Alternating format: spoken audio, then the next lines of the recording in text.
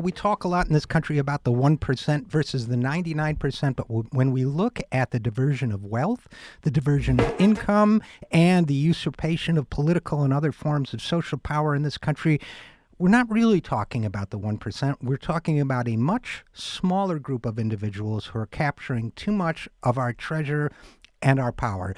Here to talk about that with us now is freelance writer Lynn Parramore. Lynn has written a piece in the last week or so for Alternet entitled "The 0.01% Are the True Villains, What Americans Don't Understand About Income Inequality." She joins us now. Lynn, thanks for coming on the program. My pleasure to be with you. Oh, it's always great to have you. And listen, so you're basically saying that a much smaller group of individuals is leading the income inequality surge in this country than most people think. Tell us a little bit about that, if you would.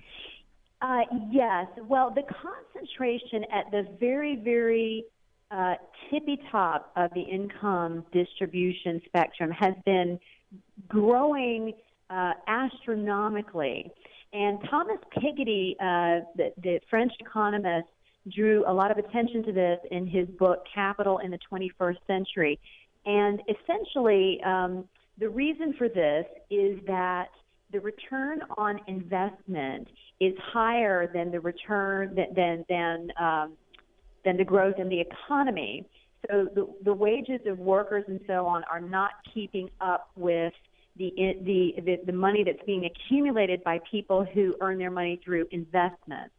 And in addition to that, we have a very problematic tax code whereby the very, very wealthy who do not earn their money through work, but rather collect it through investments and accumulations in capital gains, they pay a much lower tax rate than anyone else. So their money piles up higher and higher and higher, and the problem of inequality becomes larger and larger, and they have pulled away from even the people that we used to sort of think of as rich. You know, somebody making maybe $500,000, $1 million a year, we used to think of those people as doing pretty well. Well, this tiny category at the top has pulled away from them.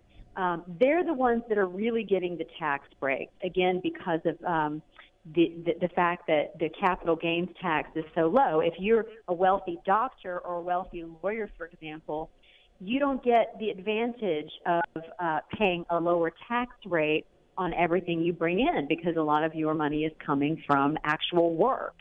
Right. So there's a real disparity there between let's say, the affluent and the super rich. Right, and this disparity, Lynn Parramore, amplifies itself over generations because we also, basically decline to tax to all extent and purposes inherited wealth. So that wealth gets passed down from generation to generation, creating a kind of inherited aristocracy of wealth in this country. And again, Exactly. To be clear, obviously. Yeah. If you're a lawyer making $350,000, you're, by most people's standards, you're doing quite well. Although, as we've now seen as a result of these wealth disparities, there are places like New York City where a couple, let's say, making $350,000 might find it hard to get by in Manhattan, as hard as that is to believe, right? Absolutely, that's true. Places like San Francisco, when a two-bedroom apartment, let's say you have kids, is going to cost you a couple $1 million, suddenly that $350 a year, you're not really rolling in it. Now, when I live in Manhattan, and you can differentiate those people from the folks who are, flying around in helicopters over the city. It's interesting. I spoke to a friend of mine who is a very affluent lawyer, and he noticed that in his new Mercedes that he bought 6 months ago, he's had 5 or 6 blowouts on the highway recently because the infrastructure is so bad and there are potholes, and it's a pain in the butt for him to have to, get that repaired, be broken down on the side of the road. Well, as an affluent person, that's a problem. As a super rich person, who cares?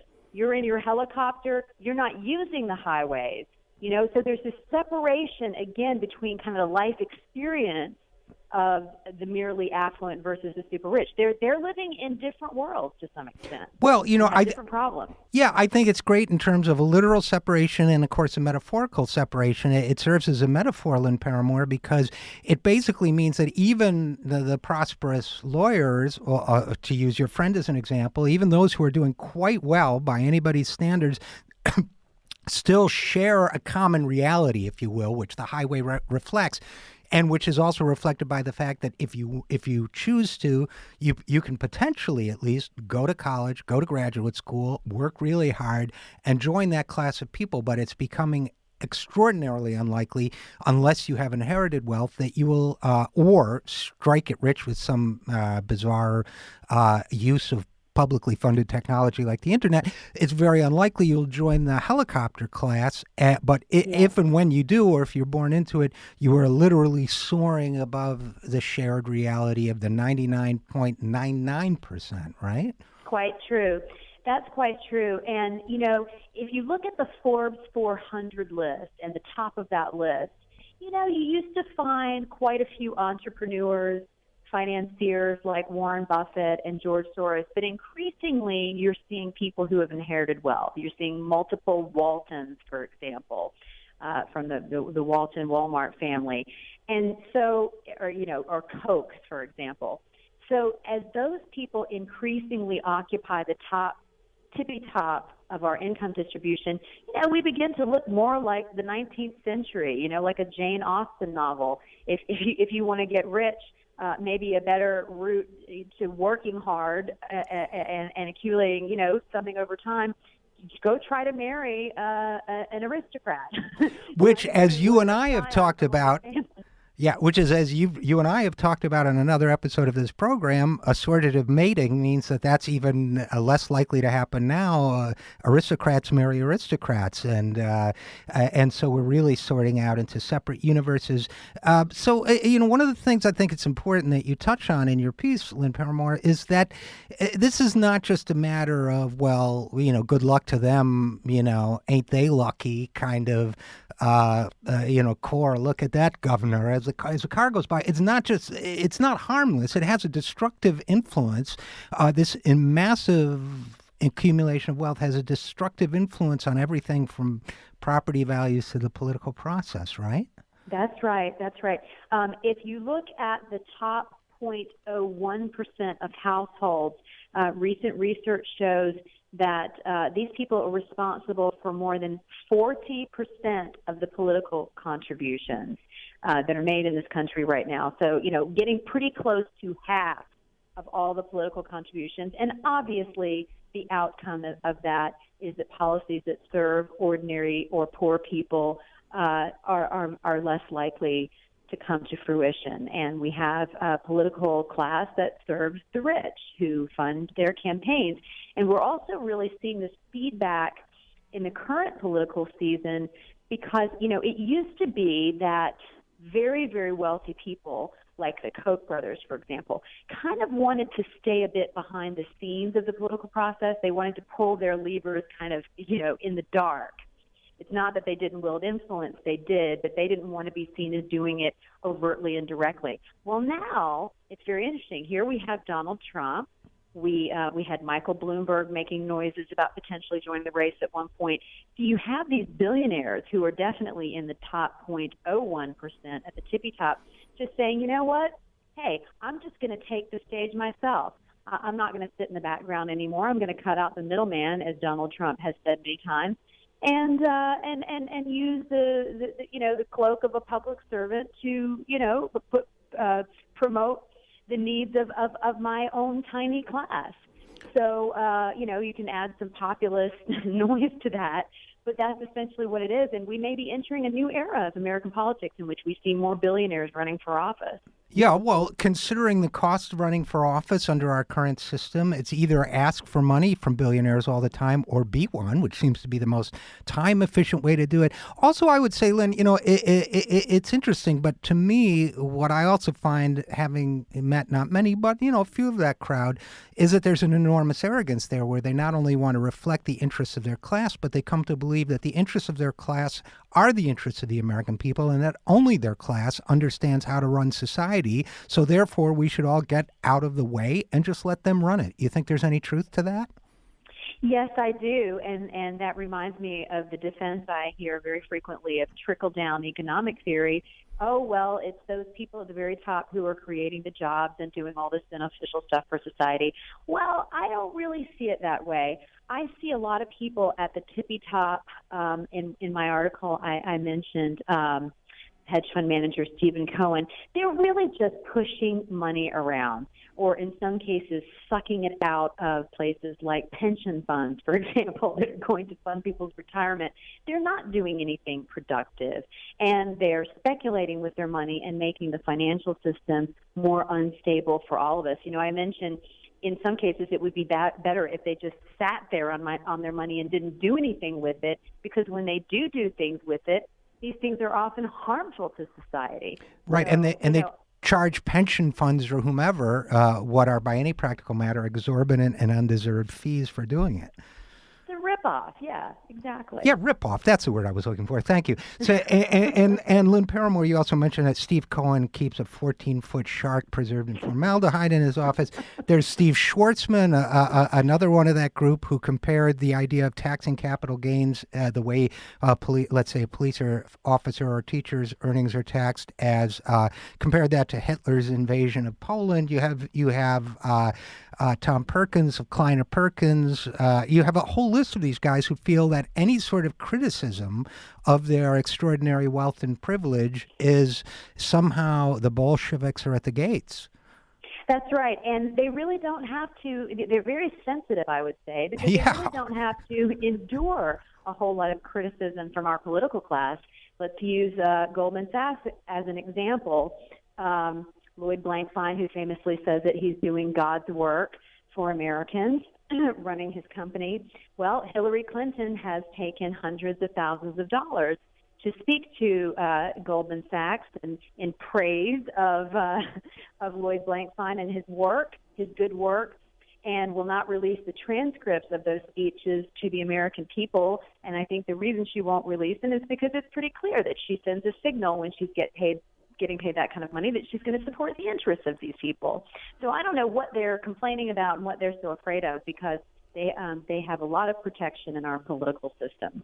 You know, and Lynn Parramore, I'm glad you mentioned that, because, and I always preface remarks about this by saying I'm Bernie Sanders' writer, so take that as you will. But I think it's really this whole debate that's going on now about whether it's Hillary Clinton's speeches to Goldman Sachs or the $15 million she's raised from Wall Street or whatever it is.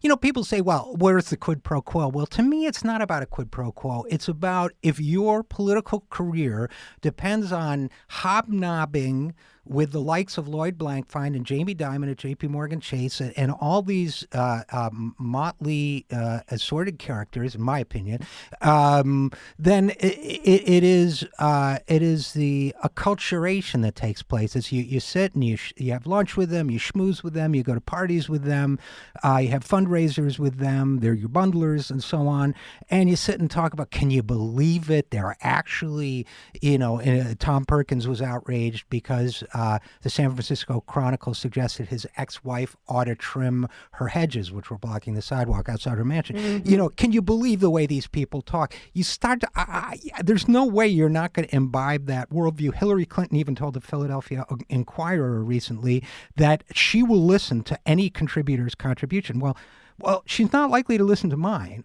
So, I've contributed to her in rather distant past now, but I don't recall her listening. No, I think so. I think that there's an acculturation process where these folks basically do become the aristocracy that rules us. And I think that's why it's so important, and why it's so important to distinguish between the merely well-to-do. The sociologist Dalton Cooley did a study of some of these pretty well-to-do Manhattan professionals and found they live in constant stress of they're going to fall behind, they won't make it. These are people, as you say, flying above all of that. And I think that they are both insulated and so powerful as to be dangerous. Another thing that is notable about that group at the very top, they really don't belong to communities in the way we normally think of that. Now, a doctor or a lawyer is part of a community, right? They're serving people that live in the same city that they do. They're sending their kids to school. Maybe it's a private school, but it's not too far from where they live and work. They have roots in the community. These super high flyers, they're flying above all of that too. They bounce around from the Cayman Islands to Paris, to London, to New York, to Miami, wherever the nice weather and the nice tax breaks happen to be, and their children float around from these places behind them. And so, there's a rootlessness that happens, and also a sense of a community that is so set apart. What do they care if our infrastructure is falling apart, if our schools are falling apart, even if the air quality is getting bad in New York in the summer, for example? Well, they'll just take off and head to Dubai. Who cares? Oh, there's no question. There's absolutely no question. I couldn't agree with you more about that. And unfortunately, I'd love to talk about this longer. Unfortunately, we're going to have to leave it pretty much there. But any closing thoughts for us before we sign off? Well, I think that, this political season in a way is a referendum on inequality and how we feel about the growing influence of this group at the very top. And, you've been working with Bernie Sanders, and I think he's provided a very important voice of outrage and not only hope that we're not stuck with this situation. It doesn't have to be this way. It wasn't this way, when our parents and grandparents were our age. We've done things better, and this is not a status quo that we have to live with. Right. Well said. We do not have to accept this. We are the 99.99%. And Lynn Parramore, freelance writer, as always, thanks so much for coming on the program. My pleasure.